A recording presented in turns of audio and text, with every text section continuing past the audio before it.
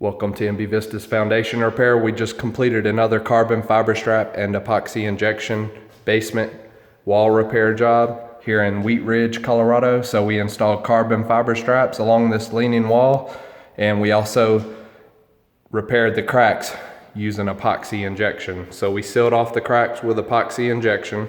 We injected high pressure injection epoxy into the cracks, and we also installed carbon fiber straps spaced